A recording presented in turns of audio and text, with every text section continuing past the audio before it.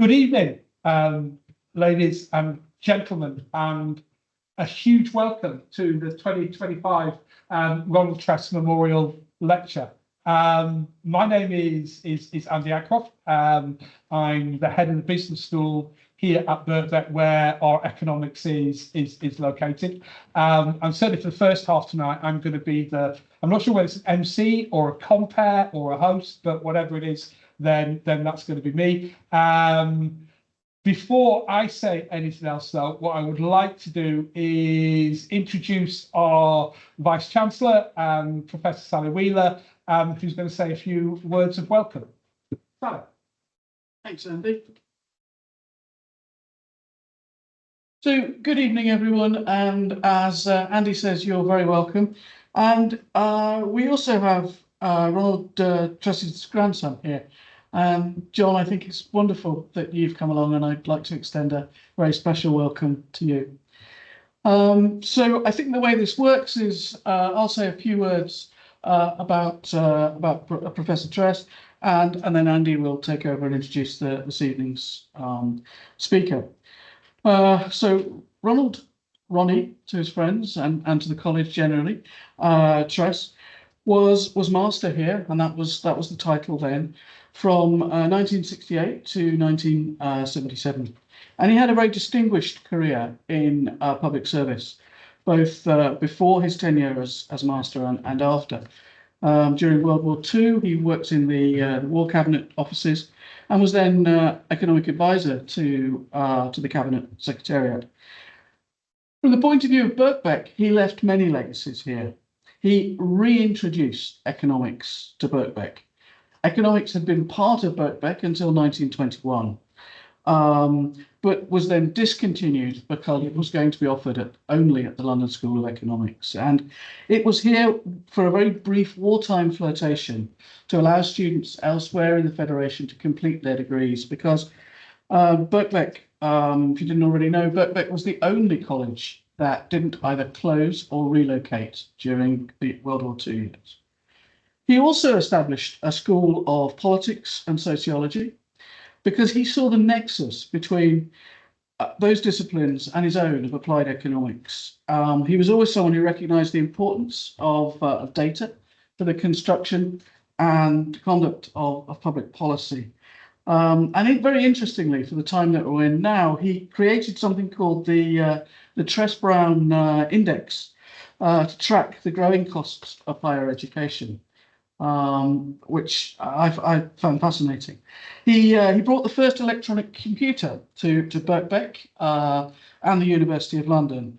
However, anyone who either works here or currently studies here will know that we're sadly no longer in the forefront of white heat of technology. We've ceded our place of being first. Ronnie was passionate about mature learners and adult education. One of the anecdotes I heard about him was that he once explained his passion to Mrs. Thatcher when she was visiting here, and they were both in the council room at Birkbeck, and he would have been fascinated and hugely pleased, I think, to hear about the proposals for lifelong learning, the lifelong learning entitlement to be introduced in 2027. I'll leave you with one last anecdote about him, which was that he was frugal in his approach to the use of college funds. That's something that I hugely support. When he retired as master, he didn't want money wasted on an oil painting of him. So in the council room, there is this simple drawing. Would that some of his successors had followed his example. There we are. Thank you, Sally. Thank you.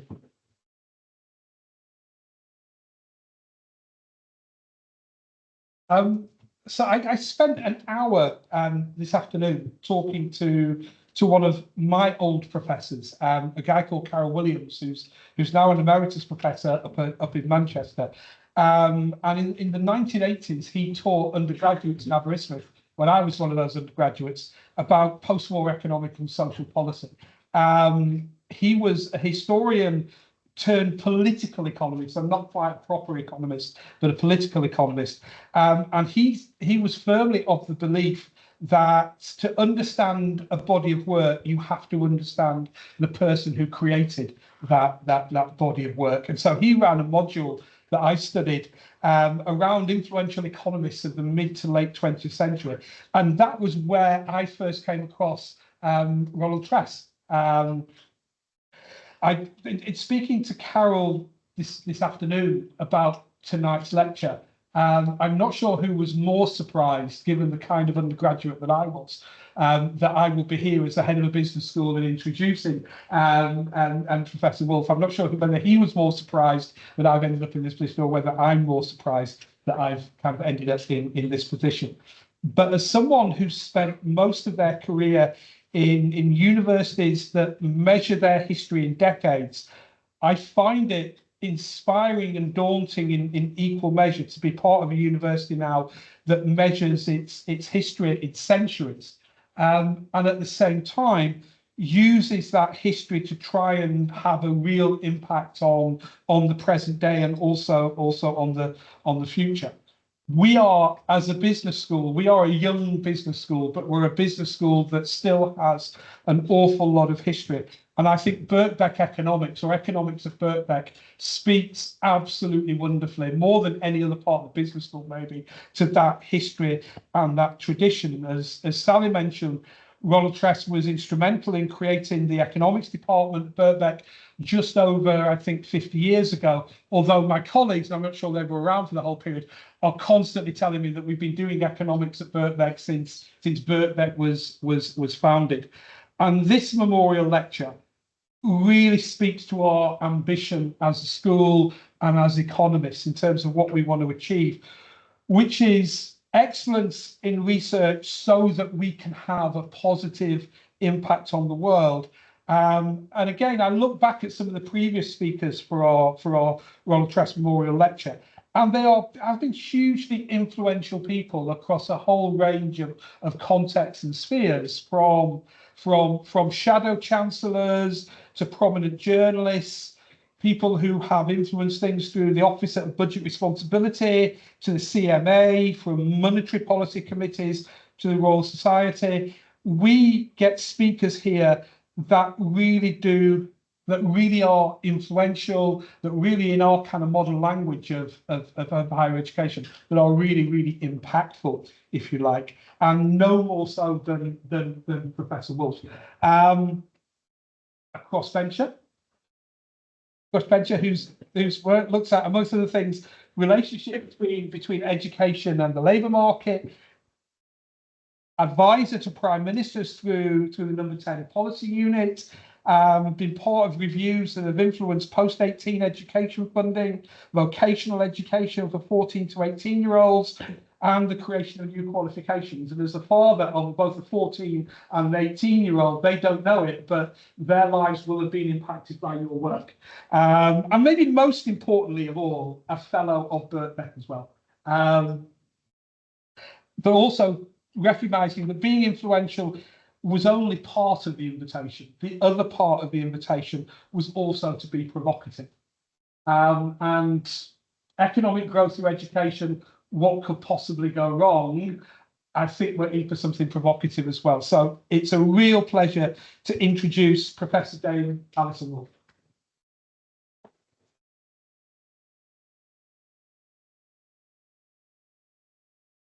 First of all, let me just check that I have not committed the cardinal sin of using my own phone, because that would be so embarrassing. It certainly would be remembered.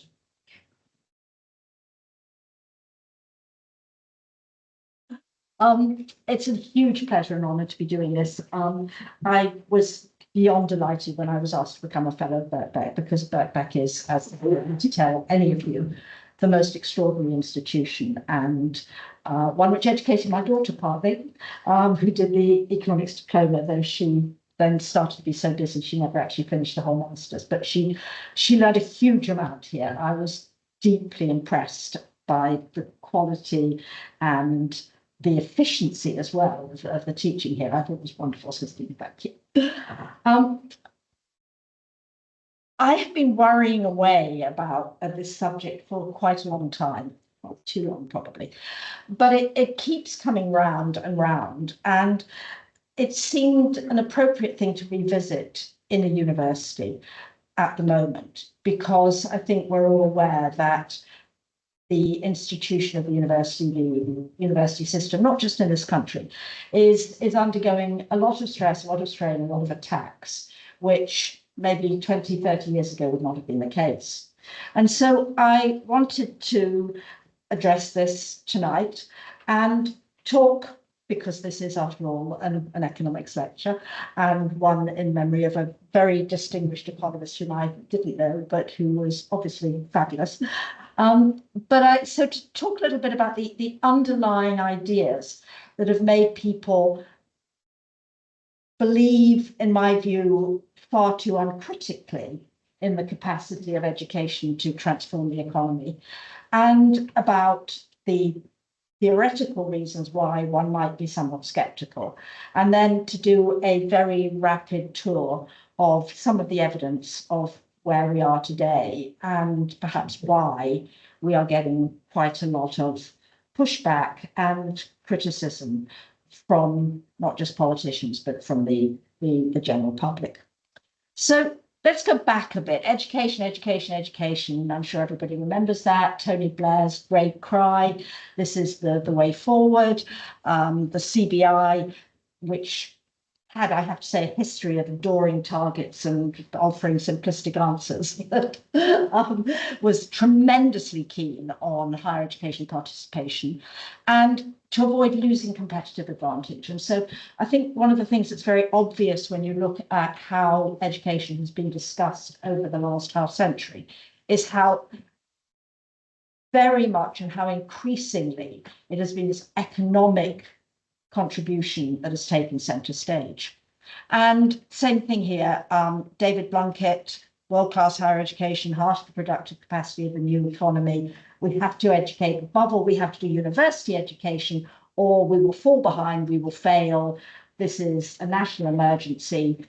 Get those kids into degrees. Now, this was at the sort of almost at the end of a period when we had already had all over the Western world, and indeed over the developing world, huge increases in the proportion of the age cohort who were entering higher education by their mid-30s. And what is interesting, I mean, the USA went up faster, but what is interesting, particularly in the UK, Japan, France there, and if I did you a chart with Thailand or Korea or Germany or Mexico, it would have the same shape, was that there had been this huge increase already. And there we were in the 2000s being told we need more, faster. And the argument was very simple and indeed very seductive. And of course, like all seductive arguments, there is a great deal of truth in it. We had gone through a phase where the world's richer countries had basically moved to universal secondary education. We had a huge increase in undergraduate, and we were now seeing a huge increase in graduate education. We'd also, at the same time, gone on getting richer.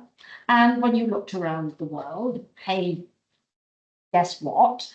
If you were highly educated, you were very likely to be also quite a lot richer. So not only did you have a nice, happy correlation, but it was very easy to see what the argument might be. You have this virtuous circle. It's, I'm going to have to get rid of this, so can you just ignore it? A virtuous circle of education, which produces work-relevant skills. That goes back into economic development. You have economic investment into skills. You have investment coming into the education system. And you have this lovely, lovely circle in which everybody is happy. More and more people teach more and more people. And the skills come out, and you just add a bit of capital investment on the side. And hey, you've got growth. And, you know, we had been having growth, and we had been having a vast expansion in education. So what might be wrong with it? It's not obvious at all what might be wrong with it. And in the early 2000s, we were by no means alone, but I'm going to give a an English story, because otherwise we'll be here all night if I do it for other countries as well. I'm going to give you an English story of how deeply the English political establishment bought into this story. And it was partly about higher education and partly about skills, but higher education particularly because that was the one which you could still expand. So Gordon Brown, who was, as I guess pretty much everybody here will remember, an enormously influential chancellor, and who basically took over large parts of domestic policy directly, and it was run from the Treasury.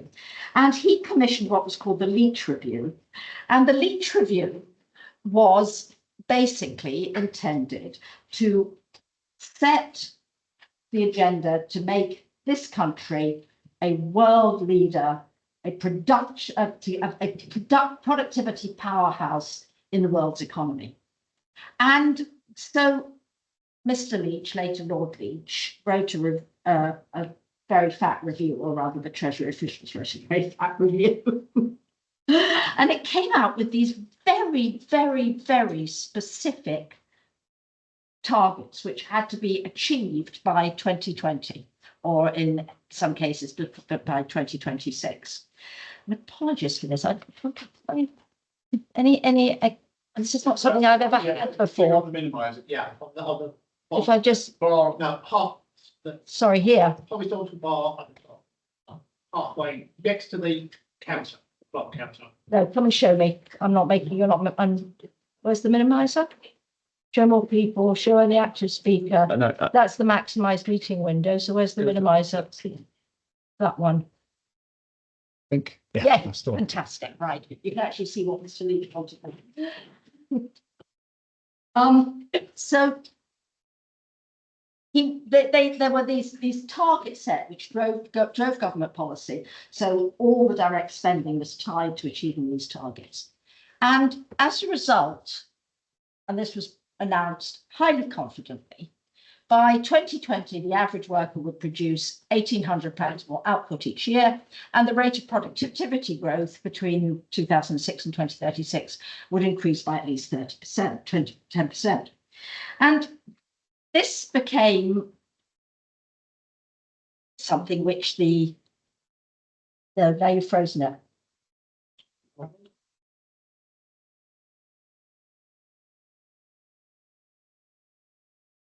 The joys of technology. The joys of technology.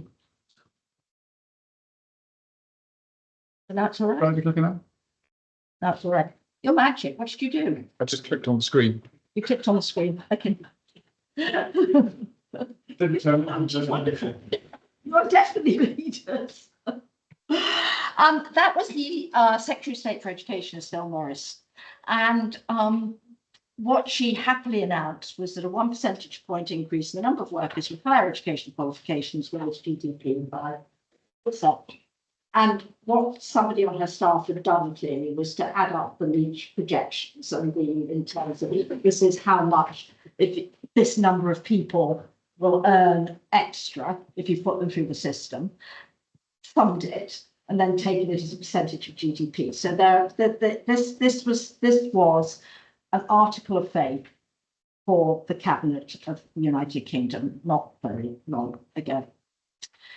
So where does this idea come from ultimately? When you try to make it something more explicit, well, it is of course the idea of human capital. And the idea of human capital has been around for quite a long time. It's actually expressed quite formally by Adam Smith, and it's like so much about our education discussion these days, it's very much about education and the productive system. So human capital is a term that we use to describe attributes which are relevant to production, not to our spiritual health or to anything like that, and things that make people more or less productive. And the actual term, which I think everybody here, but I suspect you'll all know this already, but the actual term was popularized first, I think, by Jacob Mincer and then especially by Gary Becker in a very influential and actually very good book, I have to say. I mean, I do reread it quite often, and it's much more subtle than what came out of it. But his book was called Human Capital, a Theoretical and Empirical Analysis with Special Reference to Education and the Role of Education in Increasing People's Productive Capacity. Now, actually, I think the best bits in that book are about workplace training. I actually think the analysis of workplace training and employer motivation and what you would expect employers to pay for and what you wouldn't is still really holds up. And when I'm trying to think about vocational education and apprenticeship, I find that I revert to this very, very much. But he also talks about formal education of the sort that we deliver, not in the workplace, but in schools and universities. And of course, the glory about formal education is, if you're a policymaker, it's measurable, it's deliverable. It's much, much simpler to deal with than trying to think about the complexities of workplace training. And you can see coming out of this a very seductive, formalized analysis. And again, it sort of goes back a bit to the whole debate about what on earth makes people work, makes economies grow. And if you go right back to the 1950s, there was this tendency to think that growth was a product of the size of the labour force and the amount of investment you poured into countries. And there was this debate about how it wasn't doing quite as good a job predicting what went on as you would like it to. There was what was called the residual factor, a bit that wasn't explained. And increasingly, the residual factor was associated, first of all, with human capital formation, and then with the extent to which that generated innovation. So all of this goes in parallel with complex and ongoing debate about what actually causes growth. But the great advantage of introducing human capital into the equation from the point of view of government policy and trying to think about what you should do is that it's wonderfully simple. So if you sort of start with your sort of, really, really basic primitive equation, and you've got total real output, and you've got capital stock, and you've got the total labour force, and you've got total land in use, and you've got time, and that was where you started. But what human capital says is that if your labour force is not just bigger, but instead also better, that will guarantee that your output increases. And that's the bit that's sort of seductive, that you see it's additive. You say to yourself, if I can make my labour force more productive, if I can get them to develop more human capital, I can think of this as a simple additive process, and larger output will follow. And so, hey presto, what I'd better do is invest in formal education. And that is basically what governments all over the world came to believe. And they came to believe it whether they were chasing growth or at various other points when they were going, so what can we do to recharge growth? What can we do about inequality? What can we do about social mobility? And education became the answer to everything. So there you are. You have this seductive, simple, essentially additive model in your head in which you do indeed more money into formal education, and hey presto, something happens. And it's perhaps worth pointing out before I go into, or perhaps not, that this idea is still alive and well. I'll just give you a couple of vignettes, not to do with universities either. One was actually just last week when I was at a quite unusually, I was among a whole load of tech millionaires and billionaires, and one of them, a very nice man who's a private equity billionaire, anyway, very, very rich, an American, had just been reading something about the reading levels of the American adult population. He was tearing his hair out and going, I've just discovered that 30% of US adults only read at the same level as 11-year-olds. We're finished. The country is finished. There is no hope for us. If our education level for 30% of the population is that bad, we're finished. We've got to get them back into school. We've got to educate. So that was the first thing about, an education will solve it. And the other thing was when I was first in the policy unit in government, it was interesting. There was a big fight going on between Treasury special advisors and other parts of government, because the Treasury special advisors, who are political appointees, they tend to be very young and very keen. And in this case, they'd seen the figures on education and earnings, and above all, on what you can have very little you earn if you have very poor basic skills. And this is indeed true, and it's a genuine issue. And they figured that they'd solved the problem. They knew exactly what to do in order to level up with the whole of England. They knew exactly what to do about getting growth into the most profitable areas of England. It was very obvious what you had to do. You had to stop faffing around with all the other bits of the education budget and pour it all into adult basic skills in these areas. Now, I'm happy to take a question at the end about why we know that won't work. But, this was 2019, and they were young and keen, and they hadn't read my book. And they really thought this will create, and they were looking at this. And when I mutter that simple regressions can be a snare for the unwary, I always remember this. So there you go. You've got your solution. You do something about human capital, and pour human capital in at one end, and growth comes out the other, or perhaps not. Because actually, when you start to think about it, you realise that whether more spending on education is a good investment for an individual or indeed a government, and whether what is obviously a top economic priority for government, this is not actually self-evident.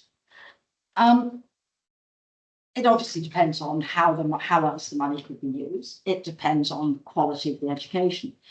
But it also depends on how far we can avoid some core challenges which are specific to education spending. So that's another little bit of history.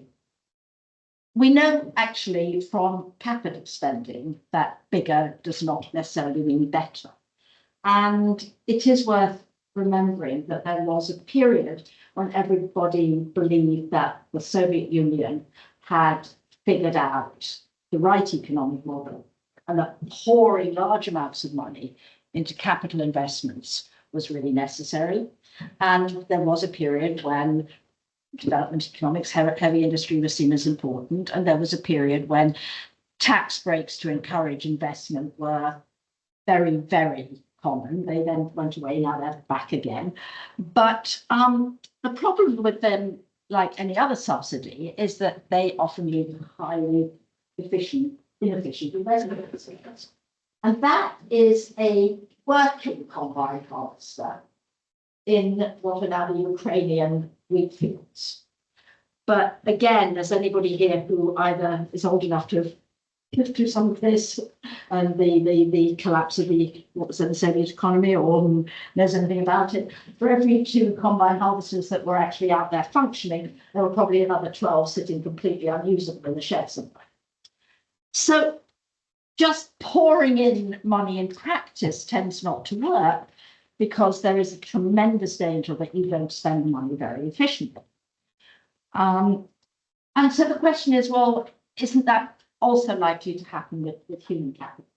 If we just pour money into formal education, is there any reason to suppose that we will actually use it efficiently? And then, that big L will really get muscle. So, first of all, if the education quality is poor, there's no reason that it would raise productivity, or assume that that marginal benefits of additional spending are high. Actually, one of the things which is quite extraordinary is how little we know about the quality of higher education. We know quite a lot. It's highly disputed. Anybody who hangs around educationists will know that they can argue about this for endlessly. We do tend to get some quite decent measures of how schools operate, and I would say that in most places, in most Western countries, schools are really quite good. I mean, this is not a fashionable view, but anybody who has worked in some developing countries will know that it is perfectly possible, unfortunately, to spend a large amount of money on schooling which doesn't actually teach anybody anything. So I think we do have some reasonable grounds to feel that when we spend more money on primary and secondary education, we do have some idea how to make sure that this is. We have amazingly little information on higher education quality, quite terrifying. As an academic, I do my best. I think I know what I'm doing. I think I'm teaching people real things. I know that as an undergraduate, I actually feel I learned some really good things. But can I, follow it? It's pretty hard. So, well, there's, first of all, there's a little question mark about that. Do we actually know enough about how to do it to be confident that if we spend more, we're actually going to get high marginal benefits from additional spending? But the real problems go beyond that, and to something which anybody who ever teaches this will be very, very familiar. And that is that partly because of education side, there is often a big difference between the social and the private returns for education. And we can find out quite easily what the private returns are. We can find out that somebody who doesn't have adult basic skills is likely to be unemployed, have very poor wages, and somebody who gets a certain level above is likely to be much better. We can say confidently that for certainly throughout the 20th century and until quite recently, people who graduated really earned a lot more on average than people who didn't. So the private returns were high. But going from that measurement to assuming that that extra money is actually a net increase to output, as Estelle Morris was assuming, that's something we really, really don't know most of the time. And Becker is quite, he's quite explicit about this. And of course, the key challenges are, first of all, that education uses a signal. Education uses a signal. It's used as a signal of your individual characteristics and abilities that goes well beyond telling the world what you actually learned in class. And it may be an accurate signal or it may not be an accurate signal, but it's a very important part of what happens when you have a credentialed education system. And the other thing that makes it very difficult to know whether you're running a good system or an efficient system is that education very often has positional good characteristics as well, so that its value is very much related to its relative reputation of a school or a university compared to others, and it's its reputation. So signaling theory is as associated with Michael Spence as human capital theory is associated with Gary Becker. But again, actually, it goes back a long way. I don't know how many people here have ever struggled to read Max Weber, who's a great sociologist. He is a great sociologist. He has some brilliant stuff on the United States and on how in a very large new society in which people don't know anything about where people came from, how much about the way Americans at that time, 19th century, behave is about sending signals, giving an impression, showing that you are this sort of person in a way that would obviously not be necessary if you were living in a small European town where everybody knew about you. So the idea of signalling is old, but Michael Spence is the person who did some very influential and quite formal analysis of how this might operate in the labour market. And obviously in any labour market, in fact in anything, part of the problem is that you don't have enough information. One of you has information about something that the other doesn't, and vice versa. If it says one of you has an interest in not letting some of that information get out, another of you has a great deal of information of interest in getting that information. And so, you know, again, the idea of asymmetric information, which creates a power imbalance and is inherently inefficient and all of that. I mean, that's what human life is about. And it's certainly what human life is about when it comes to hiring people. There was a very interesting and depressing piece actually in the FT. Did anybody else read it about the sort of spiral of AI hiring? So, you know, the industry sets this online thing, and the candidate now uses ChatGPT or another AI program to answer it, and so on and so on and so on. But the point that Spence was making very clearly is that one party in a transaction will try to convey information about themselves in a credible way. And what they want to signal is that they have high ability and high skills. And the employer looks at the credential and makes the assumption, rightly or wrongly, that the person who has got that and who's therefore likely to be not just skilled, but have underlying intelligence and the sort of character that means they've completed the credential, will therefore be worth hiring. And so the signal that is sent convinces the employer that they will be more productive in their hiring.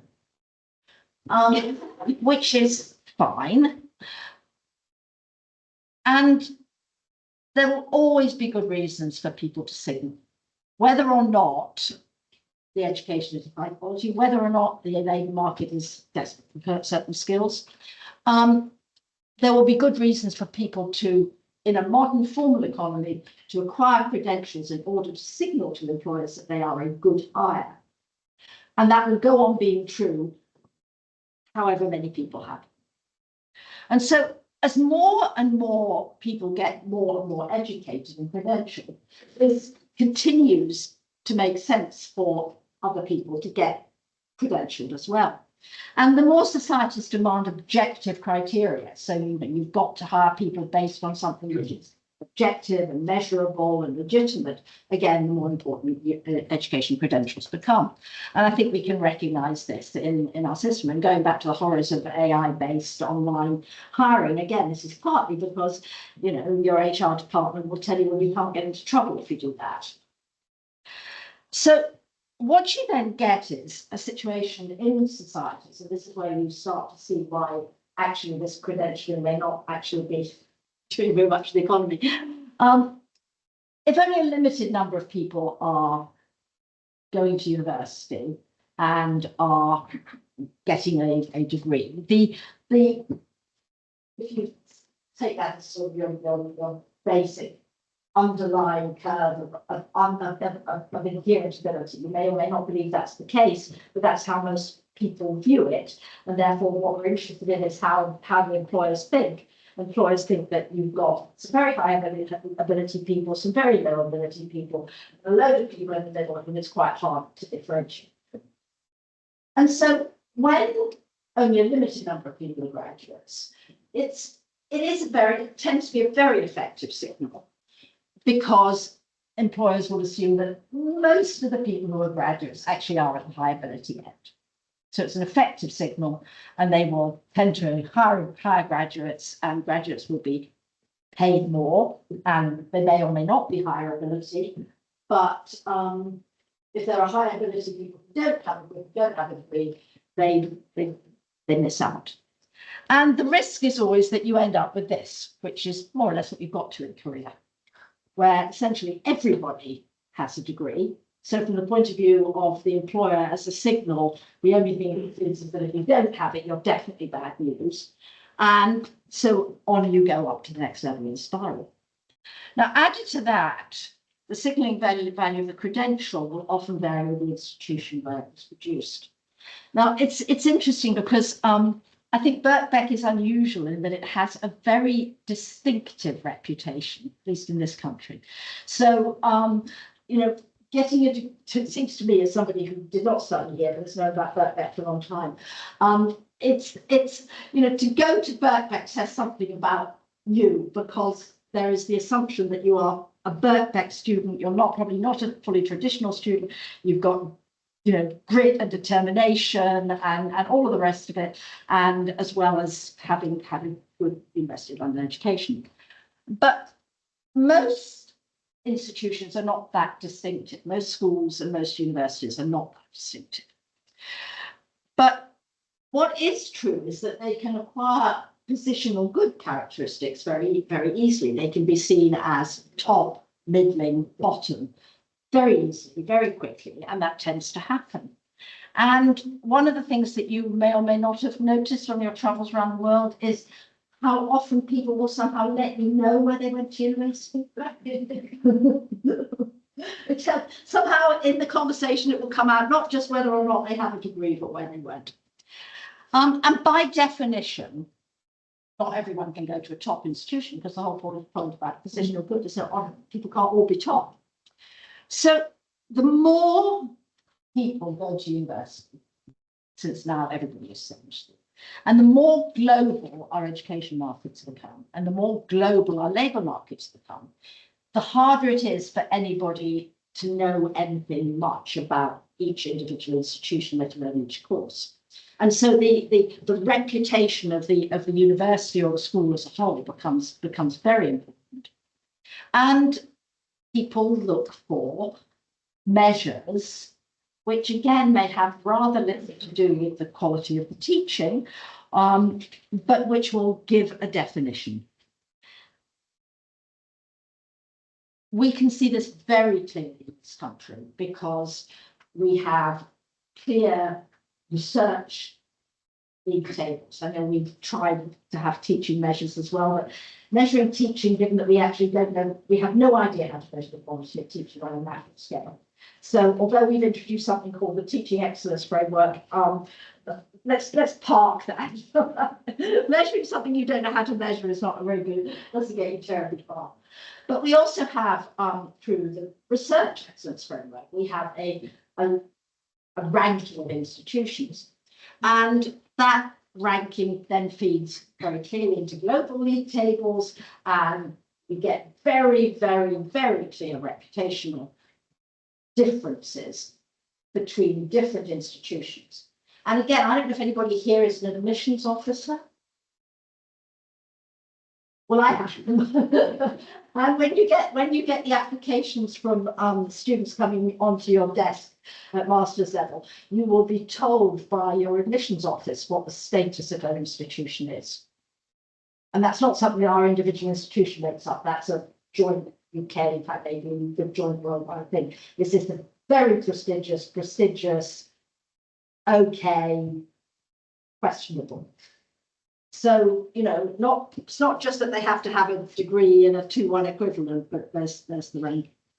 So, faced with this system of combination of human capital and signalling, these are the two things. We've had the argument that education is great, increases human capital, it makes the individual more productive as well as richer, and it makes the country more richer. And on the other hand, well, hang on a minute. Is that what's really going on, or do we just have a race to signal to people that you're good? If you're a rational individual, what do you do? And overall, is this system likely to produce the skills that the labour market requires? Well, the trouble is, in this situation, it becomes very, very, very difficult for most people to go for relatively high status, prolonged academic education, even though they know that not everybody is going to succeed. And I suppose that's a sort of bottom line. I won't spend a long time on this, but I think most of you have seen Prisoner's Dilemma things before. This is a kind of Prisoner's Dilemma.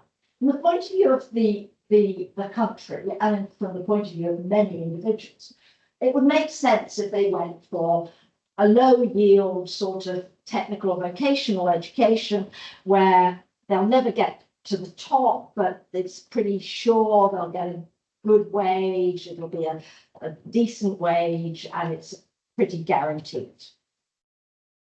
Whereas if you want to go for the top, the traditional degrees, and you try to get a traditional degree, and if you can't get a traditional degree at the very top institution you can get to, then you look at the next one down and see how far you have to go before you get in. And so you do that because that way you've got a chance of getting to the top. So it becomes, do I want to take the risk? It will cost a bit more, but it's not going to be a catastrophe because there will be a job of some sort. I may end up with a lot of debt and not a great job, but if I don't try for it, then I haven't got a chance of reaching the job.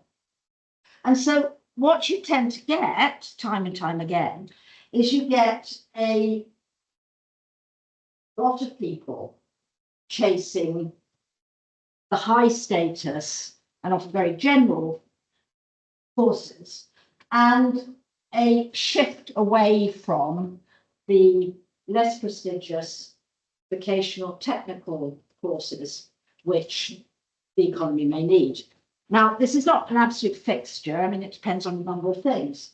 Obviously, the level of risk and the level of chance affects it. The costs affect it.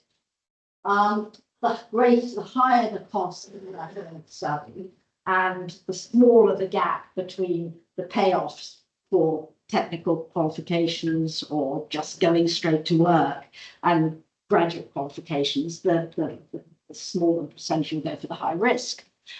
But misalignment with the labour market in this system is very likely. And it's also what happens.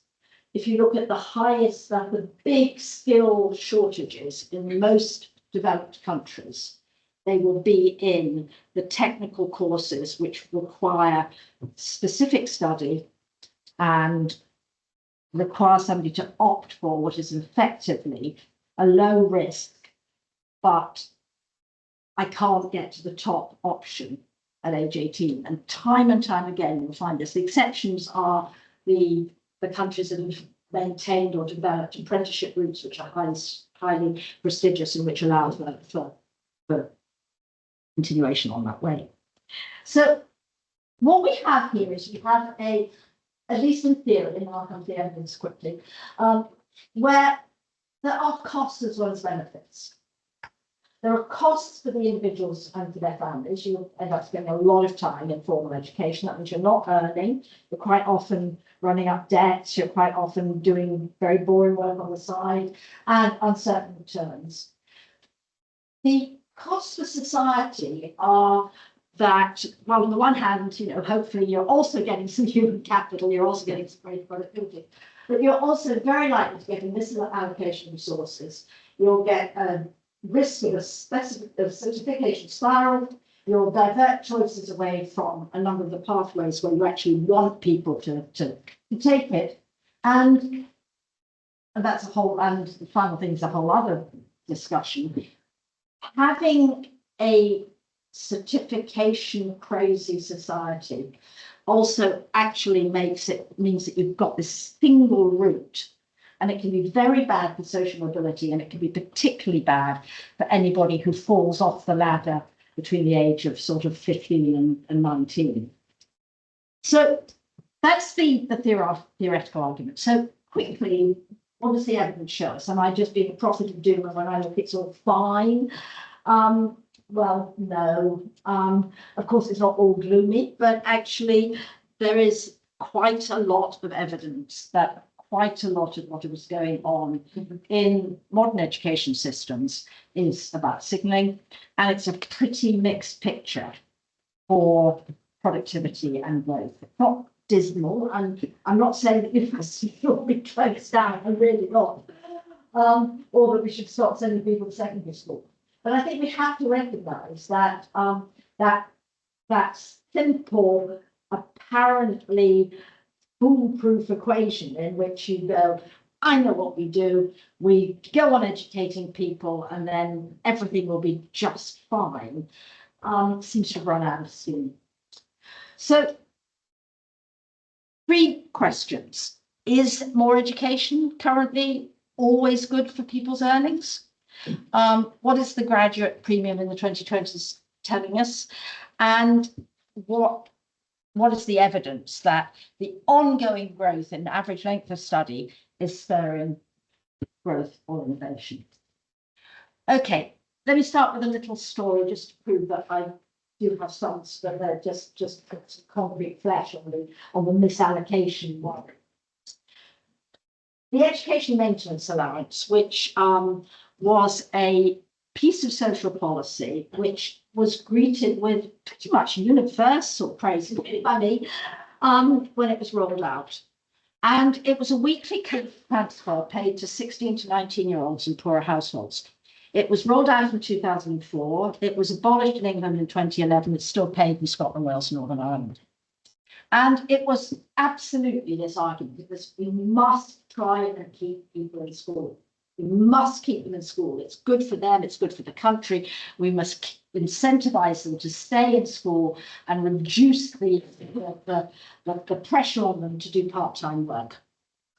And it did increase full-time participation for the target group, which was those who were eligible for free school meals, and the shift was greatest for those who were academically least successful. So there was a group of kids who stayed in school who would not have stayed in school, and they also reduced their part-time working hours. But 15 to 20 years later, what do we find? We find that the result of being part of that group is that your earnings and employment are actually a lot lower in the longer run than would have been predicted from other aspects of your characteristics. What seems to have happened, this is, you will not be surprised to hear, a piece of work by the Institute of Physical Studies, not me. I was on the steering group for it. It was a very impressive piece of work.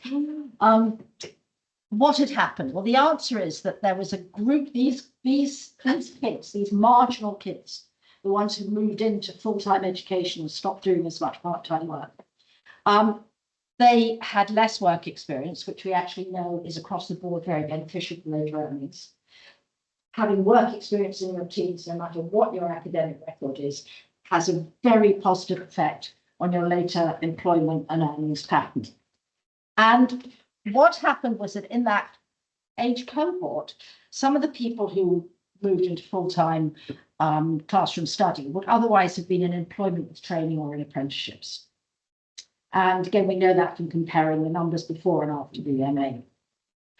And they were the people for whom, as a result, in their mid to late 20s, they were earning less than we would have expected, and more likely to be unemployed than if they had followed the pattern associated with their circumstances and achievement for the cohort before the EMA was introduced and the cohort afterwards.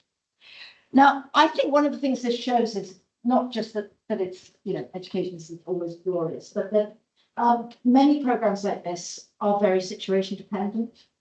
If you've done something like that 30, 40, 50, 60 years earlier, I think you would have had a very different result, because certainly 100 years earlier, there would have been young people for whom an academic trajectory was really potentially fabulous and who were leaving school for pure financial reasons. But when you start adding formal education to a society where you already got very high levels, you don't suddenly turn these people into very high earners, and you actually reduce the likelihood that they will, if you think back to my prisoner's dilemma thing, that they will follow successfully a less ambitious, different work-related route. So that's the misallocation evidence, that there really is some of that. the graduate premium. Well, it's still true that graduates earn more. It is still true that graduates earn more, but they don't earn as much more on average as they used to. And again, you might feel that's not really surprising. I'll come back to this in a minute. I've got an awful lot of them. But this was not something which everybody predicted. There were a lot of people who were quite convinced that you would just go on expanding and expanding and expanding the graduate premium at each stage. And the other thing that is very clear, because we've now started to go into this in detail, is that the returns vary enormously. Controlling for your prior achievement, how much you earn as a graduate will depend to a remarkably large extent, not just on subjects you take, but on where you take it. So this shows you how that's the average earnings at age 30 for cohorts graduating 2004 to 2010. And the big things are those are the averages. But what you can see is that, particularly for some degrees, notably economics, economics is a really good degree if you're for getting high earnings, but it also has enormous. So economics, medicine, and maths are up there. Medicine there's not much variation because pretty much all doctors are working in the state system and they'll all be at much the same point in their careers at age 30. So that's the most squashed one.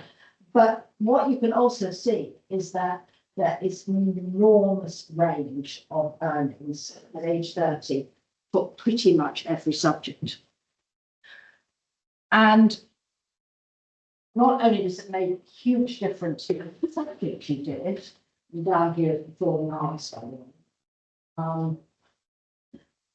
it matters hugely, not just what you did, but where you did it.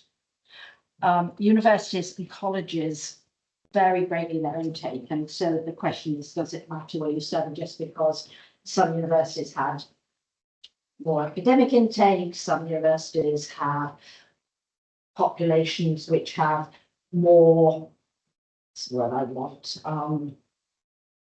more privilege, more other things in their lives, more, and so, you know, the posher the intake, the more money they're likely to make. Even when you control for all of that, you control for prior attainment, home region, sex, ethnicity, food school meals, disability, it still makes an enormous difference where you actually study.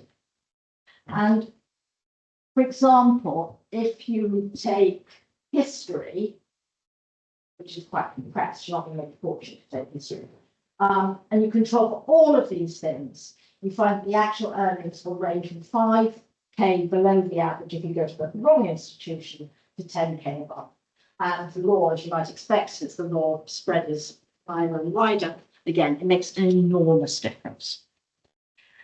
So the other question is, does the graduate premium translate directly into growth in output or GDP? Now, when I put up those figures earlier, I mean, there seemed to be a dramatic misunderstanding by people in Treasury as well as about what those extra earnings meant. Because not only does it say that this individual was earning more, but they might be earning more not because they were suddenly increasing the overall productivity of the workforce, but because they displaced somebody else who lost that job and then took it. And so that was the other case. But the other thing which really people really resisted is that the graduate premium reflects a position relative to other people. It says you earn more than someone else. It doesn't say what. It doesn't say anything about in itself about your actual earnings. And in principle, you can have a large graduate premium and declining total output. So 2 points here. I mean, the first is that the graduate premium has been shrinking, which it's almost bound to do. If you start having half the population going to university, they can't all earn much more than the average by definition. And the other thing, as I said, is that it doesn't actually say It says what your earnings will be relative to people who didn't go to university. It doesn't say very much about how any of you are going to earn in reality. And the United States is quite interesting here because they have had a situation where earnings from graduates between 15th and 80th percentile, very many of the graduates, have actually stagnated in real terms for some time now. The top 20% have done very well, but 50 to 80% have not done well. And not surprisingly, in that situation, there's a lot of disillusion with college. A lot of people in America feel that college is not worth the cost. But it still makes sense to go because the graduate premium is still really big because high school dropouts have been doing abysmally. So you've got a situation where your actual real earnings for a large group of college graduates have stagnated. But the graduate premium has not fallen. In fact, I don't think it's increased because people below you have done even worse. And then the question is, what has this done to overall GDP? Well, that's a bit more complicated. Non-scripted is the person who did the most global stuff. And he finds when you actually do the whole globe, there is no obvious spending relationship between application spending, graduation rates, rates of return to education, and economic growth. But the point, of course, is not that an advanced economy could just abolish universities. Of course, you need highly educated people, you need research, you need universities, you need all of these things. But the idea that you can get ahead by having more graduates, more universities, more people graduating in than somebody otherwise likely just does not hold up.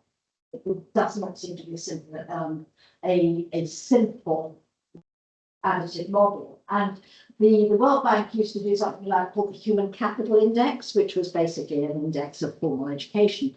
And when you look at growth history or trajectory over the last 30 or 40 years, it's surprising how little a country's position in that index seems to have within the community of developed nations with its growth. So the person who has been most pessimistic and convincingly pessimistic about what is happening to developed economies, I suppose, is Robert Gordon. And this stops in 2014. I'll come to the tech boom in a minute. But he basically argues, and again, many of you may have read his book, and if you've not, you should. He argues that we have essentially had two periods of fantastic innovation, and these are not these are different in time. That's a 30-year period, that's 50-year period, that's 24, that's 10, that's 10. So this period, the period when a large part of how we live was created. During that period, you actually had annualized growth rates of total factor productivity over a 50-year period that were 2%. They then went down to 1, down to 0.4, 2.3 for the last period. And he argues that there's nothing to suggest that we're suddenly going to have another huge boom. I mean, we can argue for the next hour about whether social media counts as wonderful innovation. But so this is, of course, the period when we were having an explosion in the number of graduates, and certainly for America and for the West, there is not much to suggest that it was paying off. So again, I think many of you will have seen versions of this as the growth of labour productivity per hour for 5 the G7. And you can see that basically for everybody, it's been it was a period of dismal productivity growth. Okay, so suppose we go a little bit further on. First of all, let's look at what was happening to tertiary education during that period. Well, the answer is it went on and on very well. Started going off in America, but essentially percentage of young adults who have tertiary education in G7 countries continued on up and slightly stabilising in some places now, but generally is continuing, and governments are continuing to subsidise it hugely, so the cost is really quite low.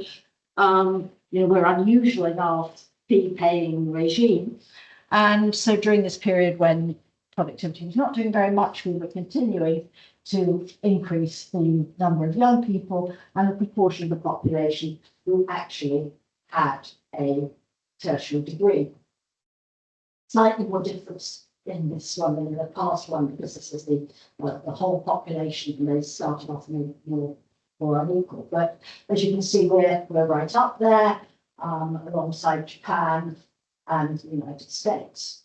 Down here is France going on up, Germany also going up, and Italy rather behind. And that's GDP per head expressed in purchasing power parity, which is pretty flat in comparison, with the one exception, which is recent in America. Everybody else since 2007 has been doing dismal things, going down during COVID, and the only people who seem to be getting anywhere really are the Americans. So here's another example. I mean, here's Japan rising, post-war reconstruction, oil shock of the early 70s, transition to technological innovation, and recently, its labour productivity has just been miserable, and its tertiary education system has gone wrong. So what about America, just finally? Because I think it's quite interesting. It gives us an example of how you can be objectively poorer than people were who have got degrees a little while before, and yet, the graduate people will still be there.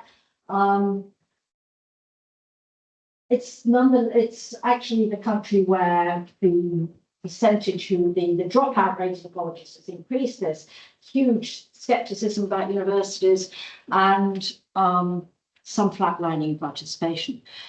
It's also the big exception to productivity flatlining, and it also, interestingly, does not do very well on average on its schooling measures. It doesn't do well in PISA. It's way below Japan on human capital indices, and it's more unequal than any of the other countries in the G7.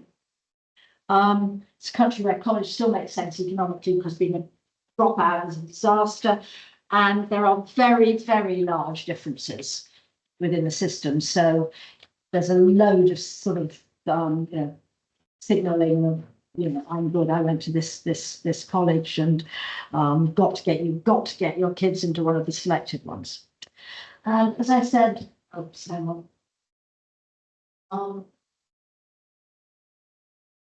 okay, so it seems to me that what you actually have here, and this is of course a whole other discussion, what you have here is the importance of innovation. Why do we need universities? Well, we need them for a lot of things, including non-economic things. But economically, it seems to me that we need education, because without really good education, we won't get a few innovators. So you need the innovators, and what's much less questionable is, if you go back to that simple growth equation, I know that some people have worked on this and made it much more complex. But I think the innovation issue is incredibly important. Rich countries have to innovate.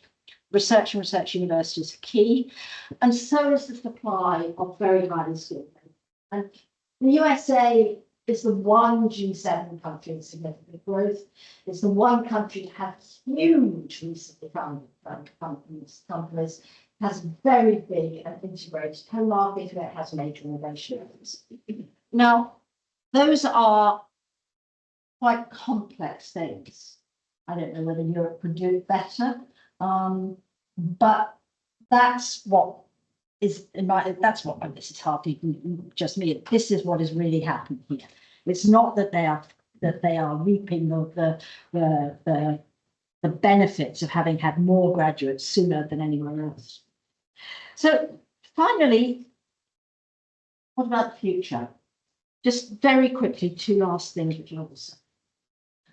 I think we have reached peak belief in education as a panacea. I think we've peaked and it's going. In this country, apprenticeships are preferred by a large number of adults. People think that an apprenticeship is better value. If you ask people what they want to spend money on, they will say apprenticeships before universities. But equally, apprenticeships are very scarce. Universities still reach top jobs. Application rates are quite stable. I don't think people are suddenly going to stop going overnight. But the other thing that's happened is that the politicians have lost faith. And I think anybody who's working in a university is very conscious of this, if you that's taken just a sort of a few months for a Labour government that came in sort of uttering sweet nothings to go into critical mode. How dare you waste public money? They no longer believe expanding budget numbers is a sure way to generate growth. And they have a combination of disillusion and financial pressures.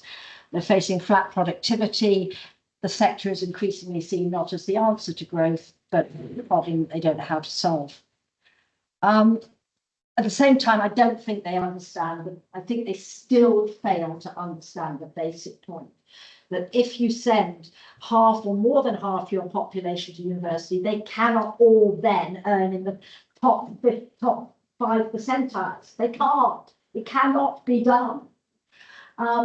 They don't recognise how far the differences between universities, the difference between different intakes, regional differences, built-in differences, and also the signalling, the positional group problem, which is also by definition insoluble. So I think that we should try to educate them on this, and it's really hard, but it's really important that they understand that you cannot, as I said, have a university system in which everybody who graduates is in the top 5% of earnings. It cannot happen. And they also, I think, if we don't sort growth, this will continue to be a problem. And so just to cheer everybody up, I would expect more bumpy times ahead. Thank you very much.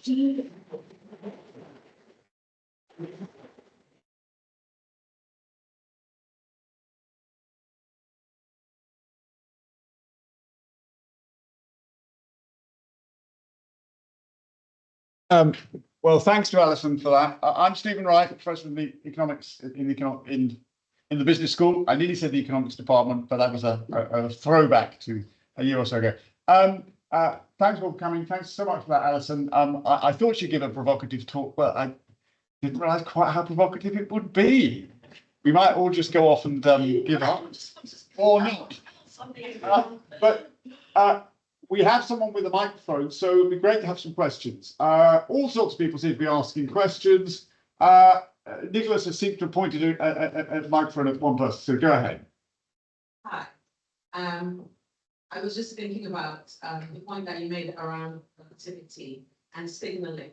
If the goal is productivity for the UK, for example, then aren't universities part of the problem if there's signalling their status or whatever it is, their credentials? So aren't universities part of the solution? This is part of the problem.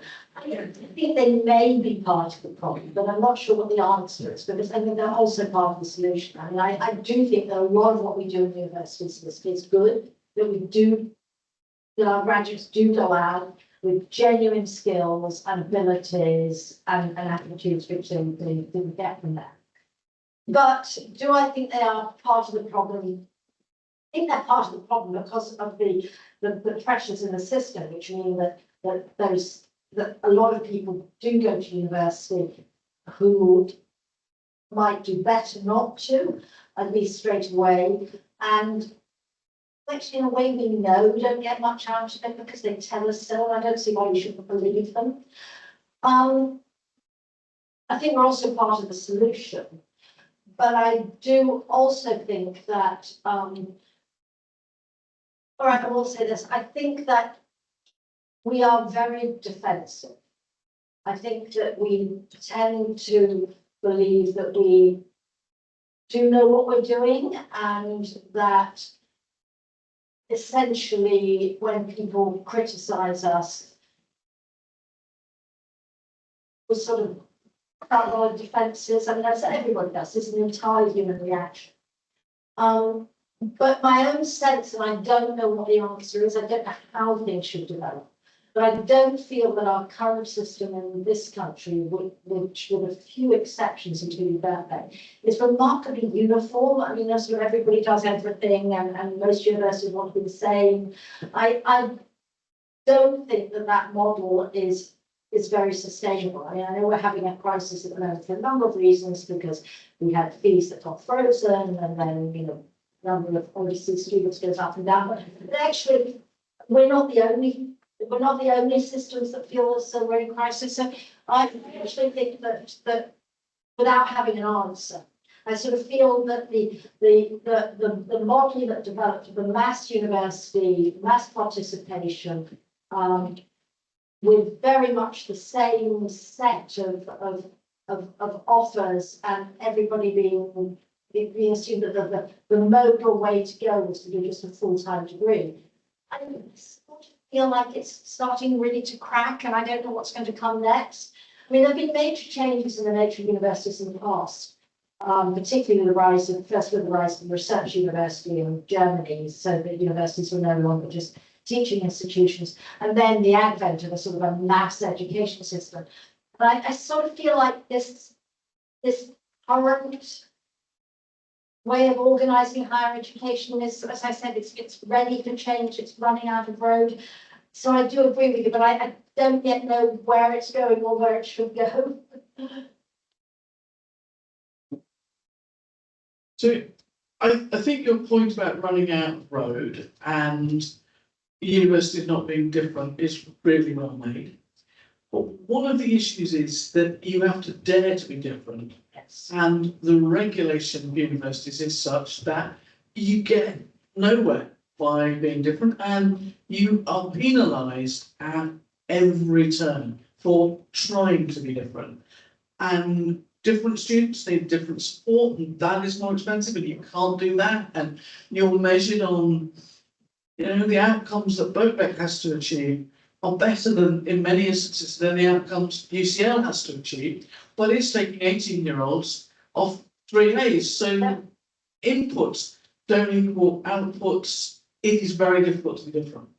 I completely agree with you about the new regulation.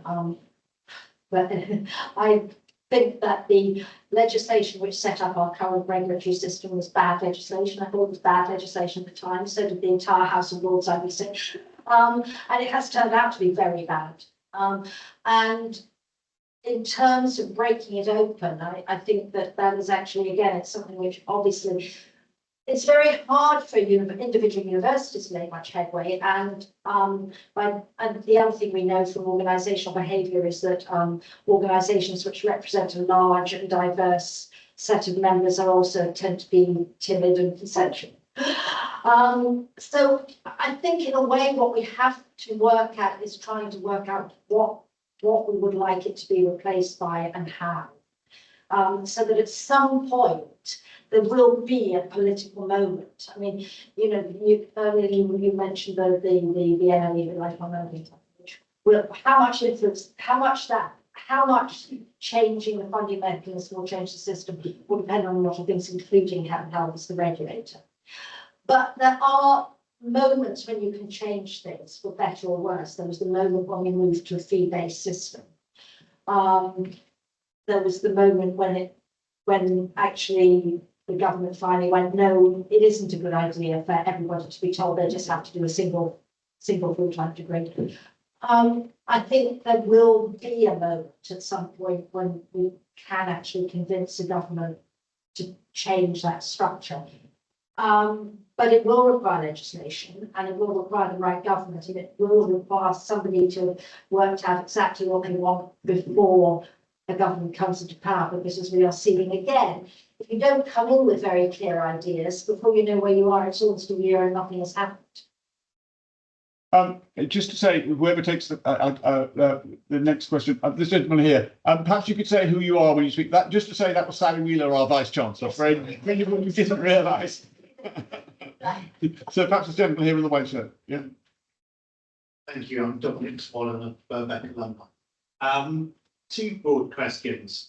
One is, at least anecdotally, I've seen an element of education replacing what would have been employer training. So replacing what would have been employer training. Yes. So for example, in the city, people who would have come in off generalist degrees and gone on graduate training programs are now getting relevant masters. So to what extent is that actually not an increase in total system costs, but merely a change in where they're being booked and recognised? Okay, The second. yes, down the back of my head was, yeah.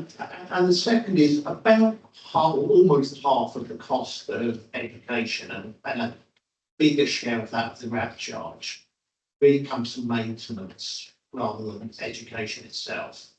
And two questions there. The first is there any evidence of the living away from home for 3 years helps your outcomes, say in the way that, working as a job does? And second, has any thinking been done around whether that's one of the factors that encourages people to take university education as opposed to apprenticeships? With one you get 3 years sort of away from home, and the other you don't. Right, okay, there's a whole load of stuff there, I'm not sure if I've managed to remember all of it, but, yes, about employers letting the state and the student pay for the training, rather than doing it themselves. I completely agree. There's been a real movement, I think, towards employers hiring graduates or hiring graduates with postgraduate qualifications rather than doing the training themselves. Because in a way, why wouldn't they? I mean, it's completely economically rational. If you've got this huge formal education sector where the costs are being borne by the students, their families, and the state rather than you. I mean, maybe it's not quite as perfectly attuned training as the one that you developed, but I mean, why on earth wouldn't you? And I actually think that probably it is less tuned. And I actually think that may be going back to, I think that may actually be quite inefficient, but I'm blowed if I know how I could prove that. But I suspect it is. On maintenance, yes, you're right. I mean, the big burden for those students is maintenance. I mean, it's absolutely huge. I think the answer is I have no idea if we have any actual evidence of whether living away from home does people good or not. I've been quite interested to discover from European countries that there's actually been a growth in the proportion of students who study away from home in many other Western European countries as well. So obviously it's quite attractive if you can afford it. I mean, it is quite attractive. So, I don't think we really know much about it, but in terms of apprenticeship, so in this country, the problem is not so much that people don't, again, it's a balance. Our apprenticeship system is put in places and totally inadequate. There are not nearly enough openings. So I think that, but I think what is interesting is that if you look at something called the Millennium Cohort Study, which looks at all the children who were born in a sort of a 10-day period in 2000 and follows them, it's based on the student UCL. And when the children's mothers were interviewed in 2001, 98.5% said that they wanted their child to go to university, and I think 1.5% is. If you ask that now, you would find, I think, a significantly different response rate. And the challenge becomes, how do you actually make that available to people? given that actually apprenticeship does impose real costs on employers. Just an aside, abusing chair privilege, just to make the point that of course, but one exception to the general pattern in one respect, in that we have relatively low qualifications on entry, very high graduate salaries. And of course, these people will often have not moved away from home. Many of them are still living with their parents, but they're working. And that I mean, we would like to claim credit for the graduate premium from Birkbeck, but we know that actually it's about the fact that so many of them work. Well, that is true, but also, I mean, talking about signals, I mean, Birkbeck is really different. I mean, Birkbeck is, I think, genuinely different, and yes, you're right, and then, you know, make the most of your graduate premium, of course, but also in the current environment, I would expect you to be a bit different. Oh, sorry, the microphone seems to have walked away. Oh, well, I expect someone to bit. This gentleman here. Sorry, I think this gentleman here. Yeah, I can shout. I thought you looked like someone who could No, shout. I was repeating it. Yeah, Andy Force from the Lifelong Education Institute, and that probably tells you quite a lot about where I'm coming from. But I suppose there's a couple of parts to my question.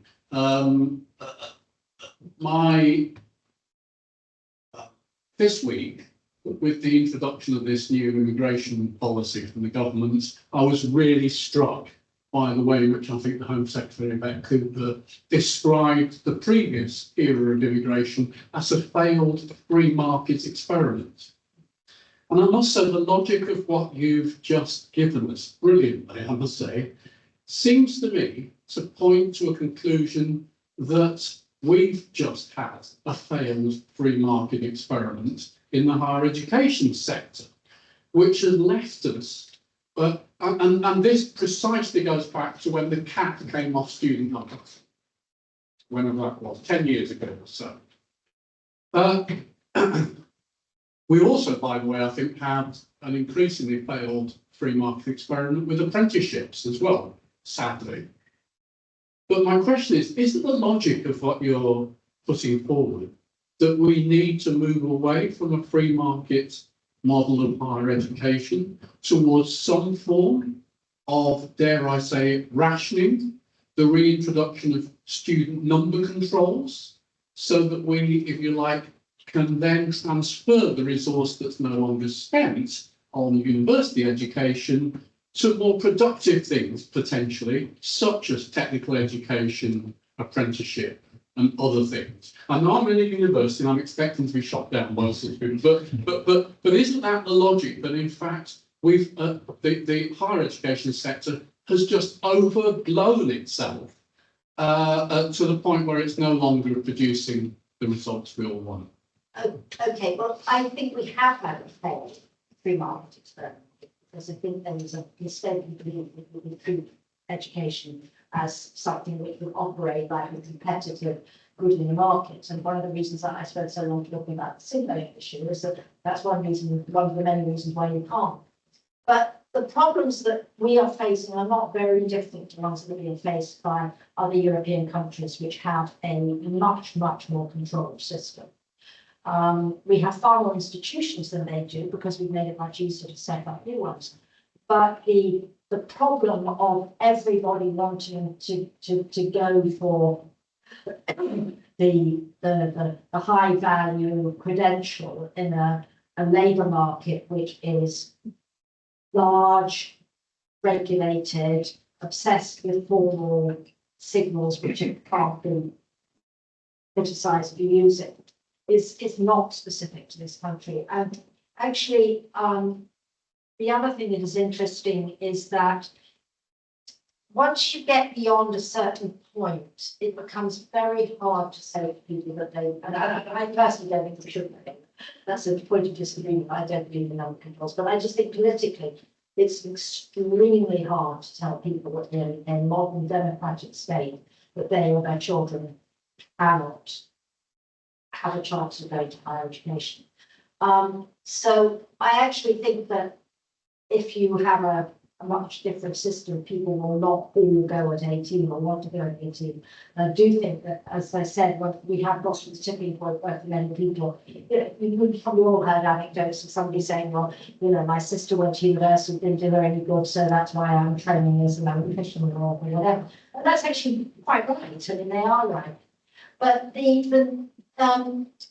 number controls aren't quite common in different places, but they all seem to extend the numbers upwards all the same. It can be very hard to do. And I don't know how far anybody's been following the travails of Scottish higher education, but it's, I think they're having an even tougher time than we are, and they do have number controls. But what you are right about is this is not something where you throw it out into an open market and it comes anywhere near perfect competition. It comes nowhere. It isn't the sort of thing where trying to create a market will produce a good, if not an optimal outcome. Okay, I appreciate we're getting very close to the end. We're sort of out of time. I was just going to say, do we have any students or perhaps former students who would like to ask a question? All right, we'll take the last question from a student. Are you current or former? Former. I was a student here from 1972 to 1980. I was President Students' Union 74-75. So I got to know Dr. Tress, as he was always called, but he was never called Professor Tress, very well, because I served on college committees with him for 3 years and ended up very good friends. We exchanged Christmas cards until he died. We both shared an interest in Kent, and we both shared an interest in cricket, so there were lots of commonalities. I think what Professor Wheeler said at the beginning was very interesting in terms of what he did in his early years as master, in terms of bringing in sociology and economics. What I think sometimes missed is what he did to the institution in the latter years of his mastership, because what he had was an institution which was beginning to ossify rather, okay, and to a certain extent not keeping up with the times. And I think you could see he took a view that he needed to bring in new blood. The first thing he instituted was a major review of art crystallography, which caused enormous scandal. But it was a very productive exercise because people looked around to see what it was costing. Ended up with Tom Blundell coming in, and you know what he delivered, ended up as William Dunford, Spike Knight, to etc., etc. Very distinguished scientists, did enormous amounts of good for Birkbeck over those 20 years. He also brought in David Ryan in the geography department. He brought also the history department, brought a number of very distinguished academics. So you can see that he needs to bring in the young blood to refresh it, and also started to look at the market that Birkbeck was attracting.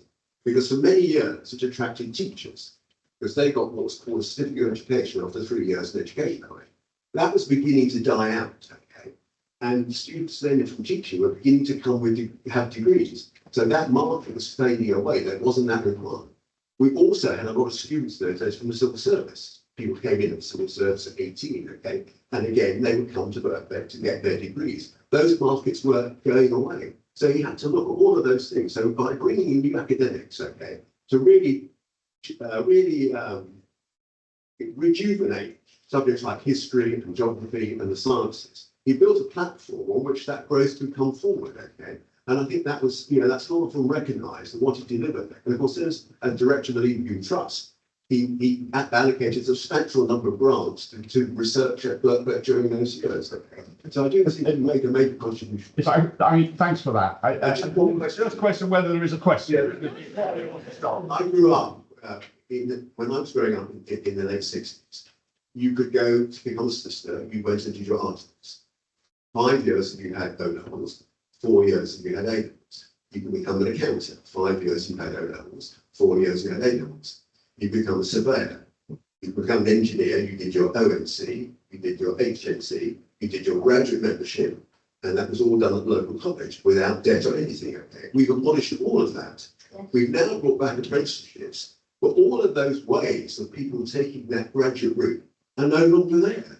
And that's why I think, we've got a half-baked, I don't think that the apprenticeship system is yet evolved enough into what it's actually trying to deliver. I won't start into onto apprenticeships because that I'm going to maybe get home till midnight and I do. But on this question of the alternative the alternative qualifications. I mean, I agree. I think it was very good.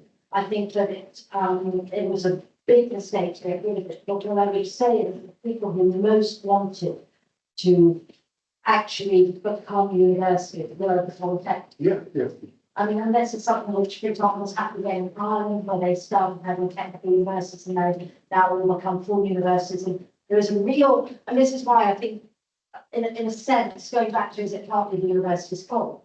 Being part of the problem, I think that one of the things that has happened is that at institutional level, everybody who wasn't a kind of, we can do everything research university was pushing and pushing and pushing because they wanted to be up there. Now, I think that's a mistake because for all the reasons I said, I mean, if you have sort of, if you have an institution. Be up there. I'm sorry, at the end of the day, who should be up there? Sorry? I mean, you said that everybody wants to be up there, but at the end, somebody's going to be up there. They want to be There is a very important book by Thomas Hardy, which is called Through the Obscure. Oh, yes. And this book says that the upper class does not want the working class to go to university. Well, that's. So, I mean, it seems that we are. 25 years. Yes, but I mean, it seems that from what I learned from your view, we are going back to this view. Well, no, I don't think so. I think that, I don't think that quite classed as a question, but I think probably we will have to call. Shall we go back to what Thomas Hardy Yeah. wrote 2 hours? I don't think Alice is remotely suggesting that. Yes, exactly. I think that in the days when we had polytechnics which provided alternatives to the standard academic degree, which is what everybody in this country, this university now offers. I think that was good, but the institutions, not the upper classes in Oxford, but polytechnics themselves fought very hard to become full universities. We ought to stop the questions there now. I'll hand back to the MC for the evening. Thank you, Stephen. Can I just first of all say thanks to Stephen and to the team for organising and all the organisation and invitations around the memorial lecture. That it's been really good. Thanks ever so much, Stephen and team. Can I, in particular, obviously thank Professor Wolf. I mentioned that reputation was what reputation, influence, and impact were the things that kind of that get you here, and then its provocation is the thing that we look for. I think we have that in absolute spades. I think it's fair to say. So huge thanks. I think the test of these things is almost how much is going through your head as you're leaving. And I'm already composing emails and thoughts that I'm going to write up on the train, hopefully tonight. So huge thanks. I'm conscious that I am now the one person standing between everyone and some drinks. And so I will bring our 2025 memorial lecture to a close. And can we please thank Professor Wolf?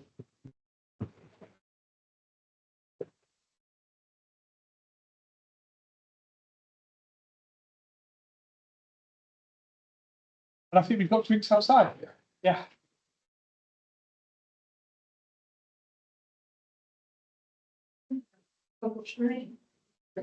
Oh, yes. Yes.